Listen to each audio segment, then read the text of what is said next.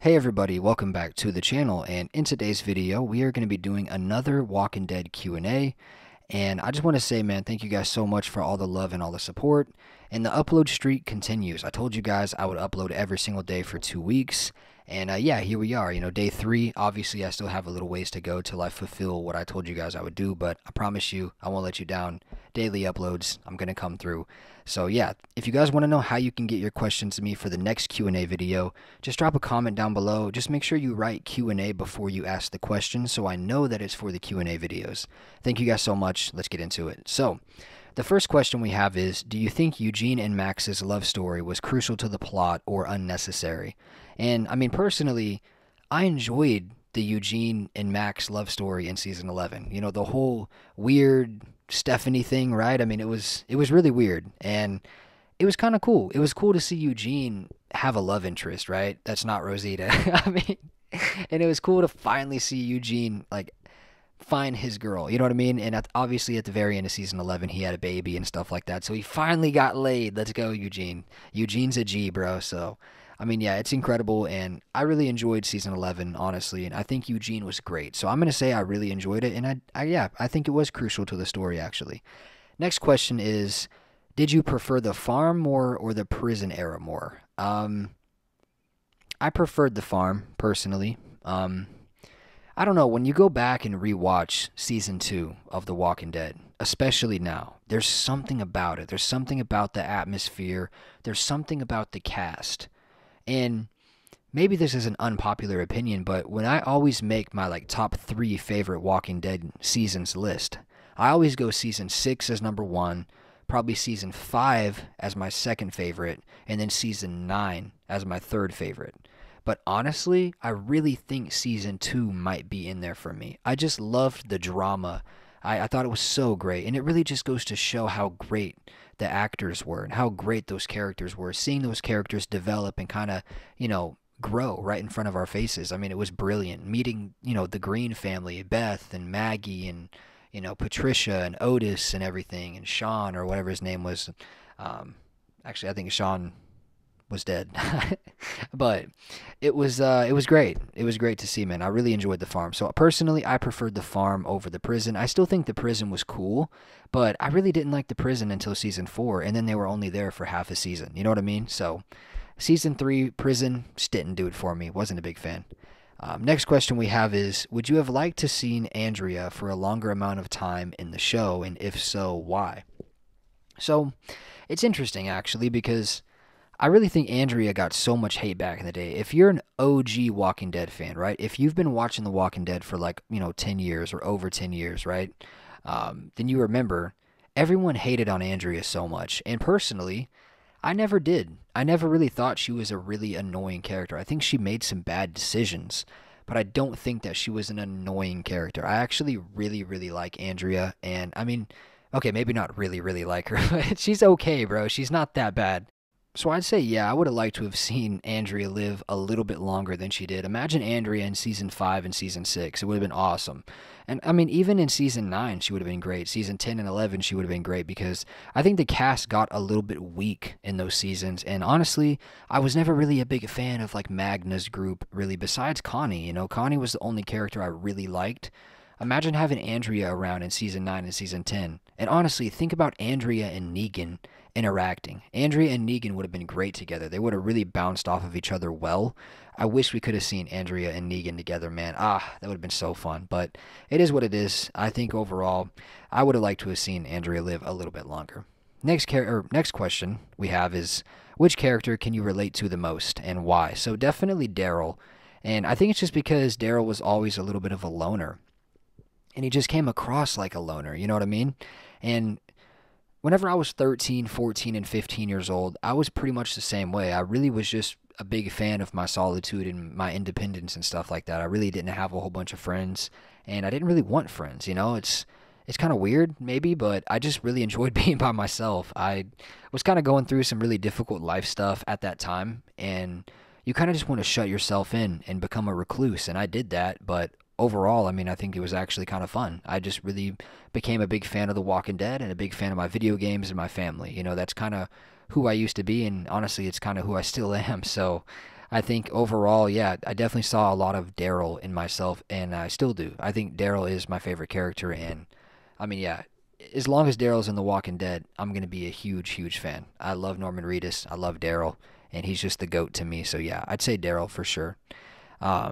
Next question we have is, who was your least favorite character? Either Spencer Monroe or Jared the Savior. Jared the Savior, actually. I'd say, yeah, Jared, because he was just such a D-bag, man. Like, what he did to Benjamin and, just everything. He was so unlikable. Probably the most unlikable character in the history of The Walking Dead was probably Jared the Savior. So I'd probably say him. Next question we have is, what did you find the saddest, or what did you find to be the saddest death scene of the entire show? So I would say probably Glenn. Glenn was really, really sad. Um, yeah, probably Glenn. Glenn just was so heartbreaking and brutal and gory and gross, and it was heavy, right? Glenn's death was really heavy, especially because Abraham just died, so you felt like Glenn was safe. I think when Abraham died, everybody was like, hey, at least it wasn't Glenn, right? And then next thing you know, Glenn's getting his head smoked by Negan's bat, so I'd say probably Glenn's.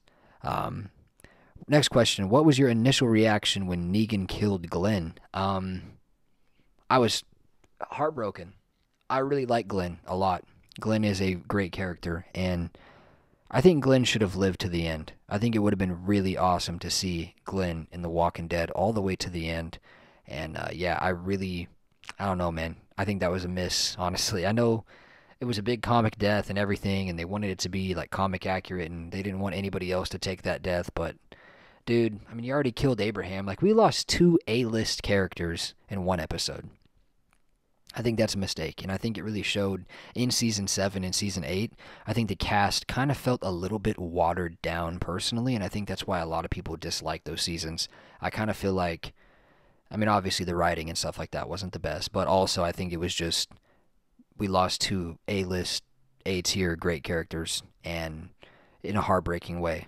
And I think that that was just really, really hard for us all to adapt and adjust to. So anyway, next question we have is, who was your favorite duo? And I mean, without a doubt, Rick and Daryl are my absolute favorite duo. I just love seeing them together, man. In that one episode in Season 6, what was that? Season 6, Episode 10, I believe. What was that called? The Next World or The New World? I don't know. But wherever they meet Jesus and they're like chasing him around the field and stuff. That episode was so fun. And that was such a breath of fresh air after No Way Out. I mean, Season 6 was just so incredible. Definitely my favorite season. But yeah, probably Daryl and Rick as to who my favorite duo is. Next question we have is, when Michonne was first introduced to the show, did you expect her and Rick to eventually get together? No, I definitely did not. I really did not think there was any chance Michonne and Rick would date. It was kind of one of those things back then you just never really thought about, if that makes sense. I think in Season 4, you kind of started to think maybe there could be something there, but definitely in 5, for sure, in Season 5, there was like little moments where I felt like there's a spark or something. They're trying to build something, but I don't know. When she first showed up, though, and, throughout Season 3 and maybe even somewhat early Season 4, I did not see that happening. But in Season 4B, in the second half of Season 4, whenever she found Rick and Carl in that house, and in that next episode, her and Carl had all those moments where they're going through the house and stuff, and he's asking her the questions about her son or whatever, right? And yeah, throughout Season 4B, I definitely think there's some little hints that Rick and Michonne might get together, and I think it definitely was just because of how Michonne and Carl's relationship was growing, and they kind of had that mother-son, almost like a weird mother-son best friend relationship, and it was awesome to see. It was a very beautiful relationship that Michonne and Carl had, and yeah. So I'd say no. To answer your question at first, I did not think Michonne and Rick were going to get together. Next question. Did any of the Walking Dead episodes make you cry? If so, which ones? So it's funny because I'm not a big crier personally. I'm not really big on crying. I mean, no episode made me cry of The Walking Dead until we got to the final episode. And when Rosita died, I cried a little bit, like a small little tear ran down my face, because I think it was just the heaviness and the acceptance of, like, this is the end. The realization that this is all over, right? It kind of was just very heavy. And Yeah, I think that was definitely a moment where I shed a tear. I wouldn't say I like bawled my eyes out or anything. Like I didn't like just cry like a maniac or anything, but a small little tear ran down my face. And also in The Walking Dead, The Ones Who Live, I got a little bit emotional in The Ones Who Live whenever Rick and Michonne were arguing and she walked out of the door and he was like standing there like losing his mind, like realizing he's about to lose her again. I think that was really emotional for me. And also, whenever they were talking about Carl in that episode as well, whenever he was saying, like, they took Carl away from me, I used to meet up in my dreams with him or whatever. And, like, that was very emotional as well. So, yeah, I think that episode really got me emotional. I definitely cried. Like, I actually cried during that scene whenever Michonne whipped out the phone with the picture or like the painting or whatever of Carl on it. I think that was just like really emotional for me. I definitely like actually cried during that. So yeah, that's the only time I ever really cried during those scenes. So next question: why do you think the writers decided to pair up Maggie and Negan towards the end of the show? I mean, I think it was just because they probably had the idea of them being in Dead City for a while. I would assume. I mean, Scott Gimple is a pretty smart guy. I'm sure he thinks way far in the future. You know what I mean? And yeah, I think they just thought that they were going to do that spinoff, and they kind of wanted to have them on screen together to get fans like familiarized with that duo. So I think yeah, I think that's why they just kind of knew they were going to do that spinoff and kind of wanted to get us familiar with them even more. So last question we have is the Reapers or the Whisperers? The Whisperers. The Reapers were not that interesting. They were okay. They weren't like terrible. A lot of people hate on the Reapers. I don't think they were that bad. I think they were pretty interesting. But overall, I mean, I preferred the Whisperers, Alpha and Beta. Just the whole skin on the face thing was pretty cool. And that threat of like, wait, are these Whisperers or are these Walkers, right? Like we just didn't know. So overall, I definitely preferred the Whisperers more. So anyway, guys, that's going to conclude the video, man. I appreciate it. This was a really long video for me. I know some other Walking Dead YouTubers, like this is their average, but this is definitely not my average video. I really appreciate it, guys. It means the world to me. Remember, if you have any other questions that you want me to answer in the next Walking Dead Q&A video, just be sure to drop a comment down below, fellas, and I will answer every single question. So I'll see you guys in the next one. Make sure you stay safe out there in the crazy world, man. Peace out.